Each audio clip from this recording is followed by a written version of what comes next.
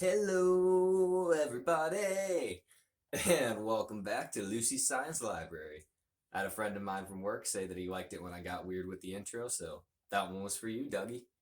You've already probably read the title, but if you haven't, we're going to be talking about a sci fi book that's super popular recently.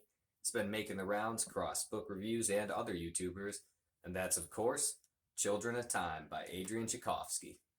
As always, please stick around to the end for the cute bunny clip that's hopefully going to keep this channel in business. Before we get to talking about this behemoth here, let's first talk about his author, Adrian Tchaikovsky. So, Adrian Tchaikovsky is a British Polish writer who's still writing today. He writes tons of fantasy and sci fi, and he's most famous probably for his Shadows of App series. Although, after this book, he's probably going to have some competing bestsellers. Now, since he's a fairly modern writer, there isn't a whole lot of lore and history to really go into with his books just yet. Although, with Children of Time especially, I think he's made a massive impact on the genre, and we'll definitely be talking about him for decades to come. So, on to the book, why you're all here in the first place. I'm just going to be upfront. There is no way I'm going to be able to talk about this book without spoiling it. So before we get to that, and before we get to the plot, the narrative, any spoilers, pros, and cons I have, I'm just going to recommend that you cut off the video here. Please go read this book. I don't care what kind of sci-fi fan you are, old, new, into like robots, into aliens, just please try it out. There is something for everyone here. This is already going to get a hard recommend from me. It's not perfect, and we're going to talk about why in the video, but for right now, just please go ahead and try it. If you have any inkling of interest, just go out there and read it. So, what's it about? Children of Time takes place in the far future, where humans have moved off and started colonizing not just their own solar system, but many planets further afield too, and began terraforming them. Despite how far humanity's gone, they still haven't encountered any kind of alien life, or any life at all. So they begin to get cosmically lonely, in a sense. Because of this, certain scientists create a virus that can uplift or basically make other living things more intelligent or speed along their intelligence evolution. The plan for this virus, then, is to start seeding these different terraformed worlds with uplifted monkeys that can eventually become peers to humans or companions of a sort. The book opens up following a Dr. Avrana Kern, the head of the first of these uplift projects, heading off to a pre-terraformed world to drop off the monkeys and begin the process.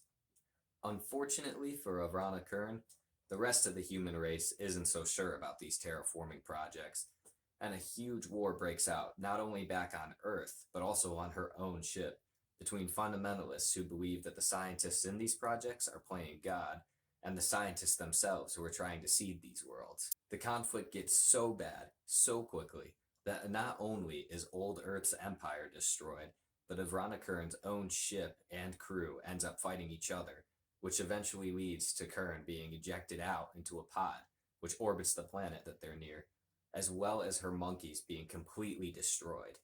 However, the way that the monkeys were destroyed is that their capsule ended up burning up in orbit, so the uplift virus that was put in there with them still makes it down to the planet.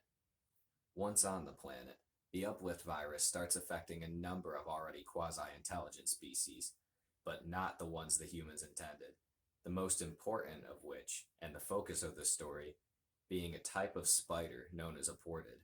And from there, we get to see how an intelligent spider society would eventually go through the stages of civilization similarly to humans, but also wildly different just based on the difference of our species. So, after that ultra cool setup, what did I think of the book? I mean, you already saw the beginning of this video. It's overwhelmingly positive, and I recommend this book to everybody. It's a new classic, essentially. But there are some things that I wasn't really a fan of, and I didn't necessarily jive with the whole way through. So I'm going to take this next section to talk about those first, because the pros overwhelmingly outweigh the cons, but the cons are still there. Again, overwhelming spoilers. That first section where I was talking about the plot really only covers like the first 30 or 40 pages of the book. So if you don't want it spoiled, do not watch the rest of this video. Just go ahead and read it. Okay. Con number one, Avrana Kern's character. So Avrana Kern is established bright and early in the narrative as kind of having a sort of god complex or a disdain for her fellow humans. She basically sees them as beneath her for being stupid warring brutes. And the narrative does kind of justify that, so I'm not hating too hard on this point. But there are times when you're reading the book where she's going on about how humans are awful and having her own little mini dialogues about why her species is terrible, and it does get annoying at times. However, a caveat to this con is that later in the narrative, this trait gets flipped on its head, and Avrana Kern is forced to think about why she feels this way. And those moments of the book are so beautiful and so crazy introspective that it almost makes up for it. But there's a lot of annoying moments like that. So if you're not a fan of those kinds of people, you're probably not going to be a fan of this kind of character. Even though in the end, I think it was justified and I understand why he made the choice to make her like that. Con number two, and you'll start to see a sort of theme with this, is the humans on the Ark ship Gilgamesh. So essentially, when Earth had their big war and nearly wiped out the human race, there were some survivors, and they were able to build up enough of old Earth's technology to build themselves an Ark ship to leave before the Earth was completely destroyed by the disasters of their nuclear fallout. Now, this Ark ship is a remnant of old technology, so it's kind of a hodgepodge of different parts and technologies from the old Earth Empire. So it's in rough shape, and it's just trying to find a new world where people can start over again. But the people on this Ark ship, man, there's a lot to unpack with them. I think this is the author just again showing how bad humans can be and how low they can get, and the types of, I don't know, interpersonal conflict that happens whenever humans are in tight, confined spaces. But it's really hard to find a human character in this book that's actually likable.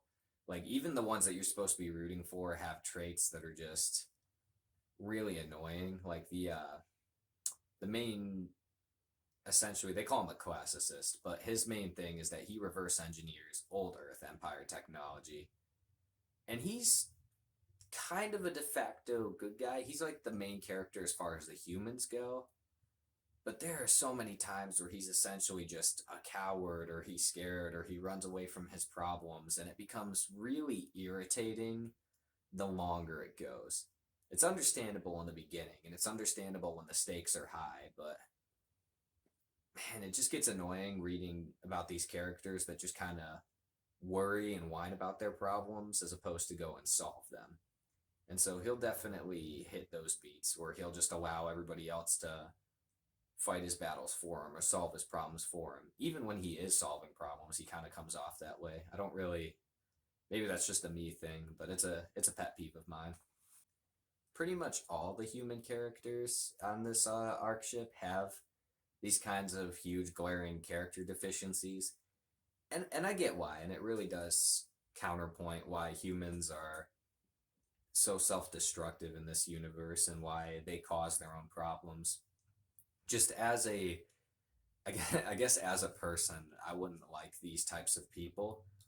Granted, I'm not in their situation, so who knows how I would be, but I know if I was in the situation, I'd be angry with having to deal with these kinds of people and these kinds of personality clashes. So while as a reader they annoy me, I gotta give hats off to Adrian Tchaikovsky for writing characters that are so realistic that I can actually picture them in real life and think about how I would interact with it. So I guess thumbs up to the writing for sure.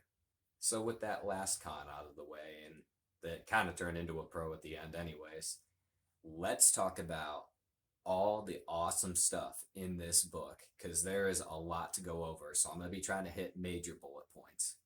Pro number one, the writing and the narrative. Now, this isn't something I normally care about. Like, I'm a big fan of older sci-fi, and man, some of the writing on those books is pretty rough. It's just, here's the idea, okay, enjoy yourself later.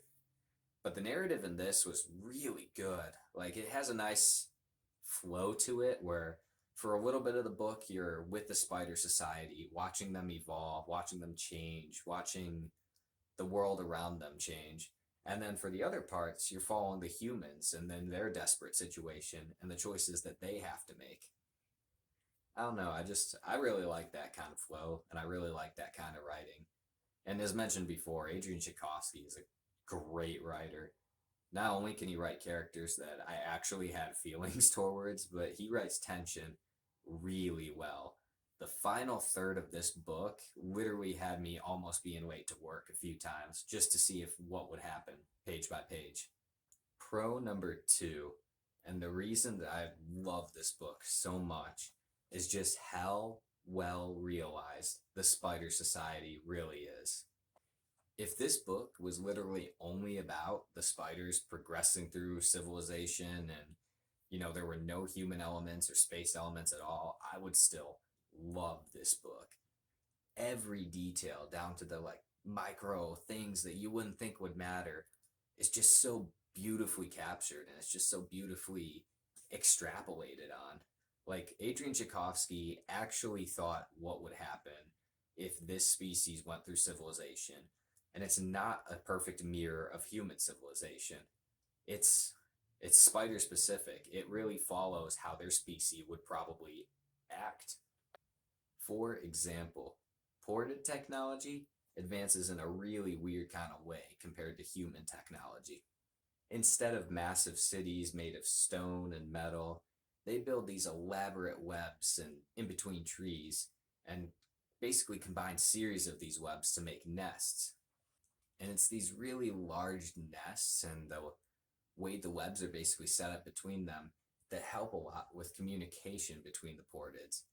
And the ported communication in and of itself is really cool.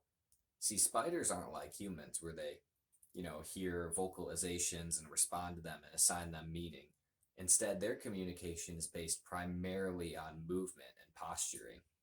Now, this communication and web building leads down to all kinds of different really cool details about their society. And Adrian Tchaikovsky never misses a chance to really go down the rabbit hole and talk about it. And that's something I love about this book. It's it's so cool. I'm glad he actually indulges and explains it. For me, those kinds of details make it so much more real and I love it personally.